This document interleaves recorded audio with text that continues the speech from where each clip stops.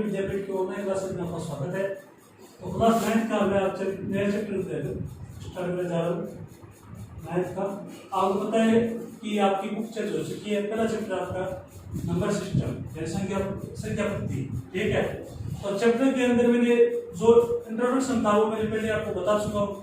पूर्णांक संख्या क्या होती है, प्राकृत संख्या क्या होती है, पूर्ण संख्या क्या होती है, परिमेय संख्या सब मैंने बता दी है। अब देखो क्या पहला क्वेश्चन है पूर्ण का क्या शून्य एक परिमेय संख्या है तथा इसे आप p बटा q के रूप में लिख सकते हैं जहां p और q क्या है पूर्णांक है और q नॉट इक्वल टू क्या है 0। तो यहाँ पर आंसर क्या होगा इसका, देखो 0 बराबर 0 बटा 1।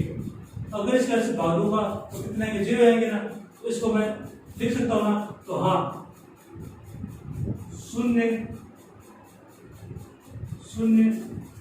1 परिमेय संख्या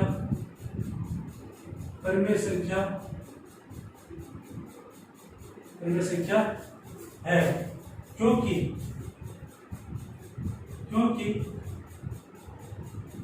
0 बटा 1 अर्थात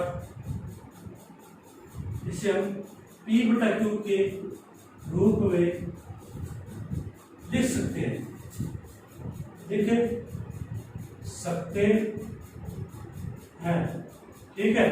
और यहाँ पे क्या नहीं है, जहां q नॉट इक्वल टू 0 नहीं है, देखो यानी q का मान किसके बराबर नहीं होना चाहिए, 0 के बराबर। तो यहाँ पर मैंने q का क्या लिया, 1 लिया, इसको मैं 2 भी लिख सकता हूँ, तो 0 यानी ठीक है। अगला क्वेश्चन है आपके 3 बटा 4 3 और 4 के बीच 6 परिमेय संख्या याद करो। तो इसको याद करने के लिए आपके 8th क्लास में सूत्र था 1 प्लस b बटा 2, ठीक है। आप वैसे भी निकाल सकते हो, तो एक तरीका एक और है, देखो 3 है यहाँ पर, तो यहाँ पर क्या है 4, कितनी पूछी है, 6 पूछी है ना, 6 पूछी है, सॉरी इसमें 5 है क्वेश्चन में, कितनी होगी 5 पूछी है, 6 पूछी है, देख लेना।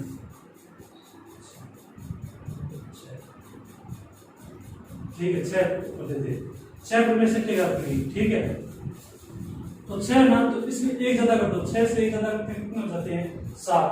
तो देखो इसको मैं 7 से गुणा और 7 से भाग, इसको भी 7 से गुणा और 7 से भाग करता हूं।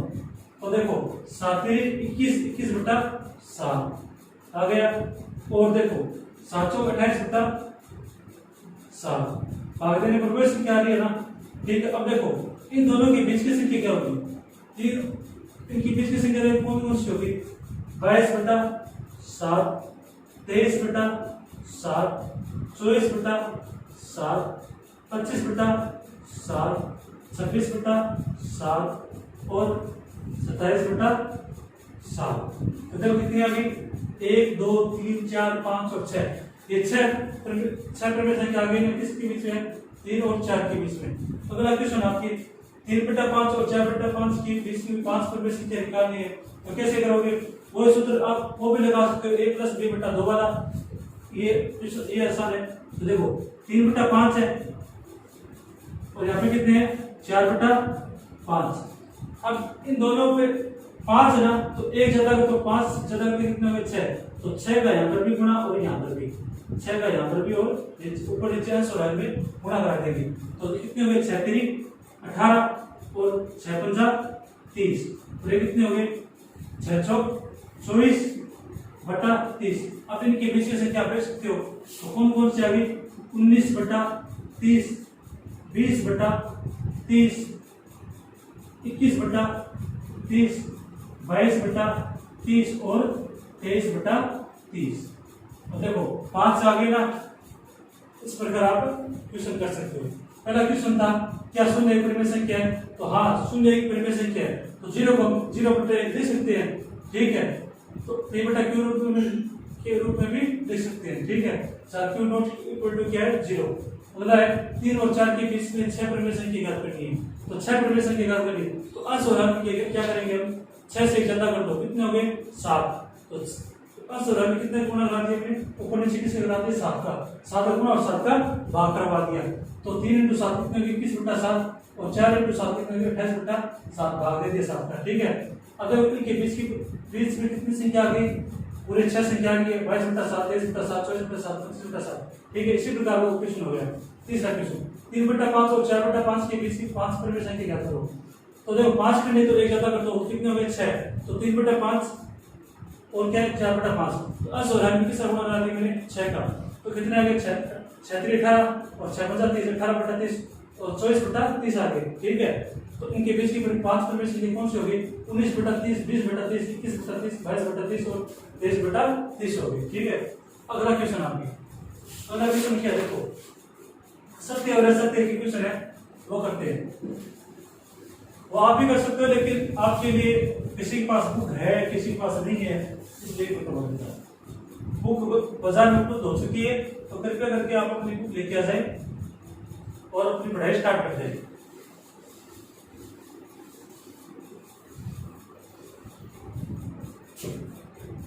क्वेश्चन है, क्वेश्चन ये लिखता हूं, नीचे के दिए गए कथन का सत्य है असत्य है, कारण से तक उत्तर देने। तो पहला क्वेश्चन क्या है इसका, प्रत्येक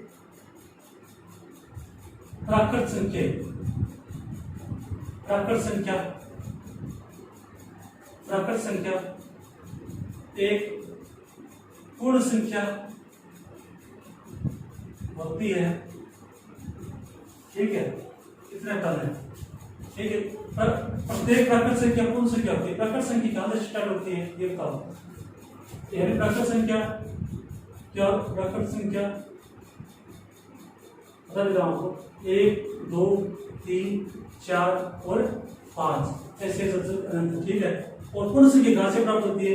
पूर्ण संख्या, पूर्ण संख्या कहां से स्टार्ट होती है? 0 1 2 3 और 4 अनंत होती है। ठीक है, अब देखो क्या पूछा है, प्रत्येक प्राकृत संख्या एक पूर्ण संख्या होती है। देखो 1 2 3 4 5 इसमें आ रहा है ना, आ रहा है। ठीक है, लेकिन ये अगर ये पूछ लिया आपको प्रत्येक पूर्ण संख्या प्राकृत संख्या हो, तो एक कथन क्या हो जाएगा? गलत। और ये पूछ आपको प्रत्येक प्राकृत संख्या क्या होती है? पूर्ण संख्या होती है, तो एक कथन क्या हो गया? सत्य हो गया। ठीक है, तो मैं लिख सकता हूं यह कथन सत्य है। आंसर क्या हो गया? यह कथन सत्य सत्य है। ठीक है, क्योंकि सभी प्राकृत, क्योंकि क्योंकि सभी प्राकृत संख्या पूर्ण संख्या होती है। ठीक है, अगला क्वेश्चन आपके सेकंड नंबर क्वेश्चन है, प्रत्येक पूर्णांक, प्रत्येक पूर्णांक, प्रत्येक पूर्णांक एक पूर्ण संख्या होती है, पूर्ण संख्या होती है, संख्या होती है।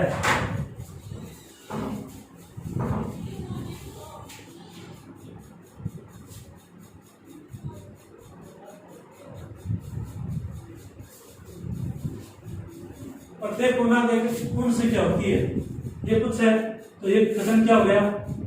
पूर्णांक संख्या क्या होती है? देखो पूर्णांक संख्या ये होती है -3, -2, -1, 0 1 2 3। ठीक है, अनंत होती है। ठीक है, इधर देखो यहाँ से भी अनंत होती है। ठीक है, और पूर्ण संख्या क्या होती है? 0 1 2 3 अभी मैंने बताया था, और अनंत होती है।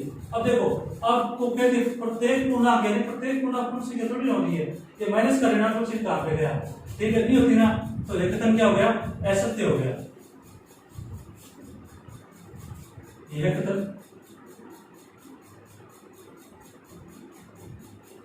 असत्य, यह कथन असत्य है, क्योंकि ऋणात्मक पूर्णांक, ऋणात्मक पूर्णांक, ऋणात्मक पूर्णांक पूर्ण संख्या नहीं है। ठीक है, अगला क्वेश्चन आपके 3 नंबर क्वेश्चन है, प्रत्येक परिमेय संख्या एक पूर्ण संख्या होती है। प्रत्येक परिमेय संख्या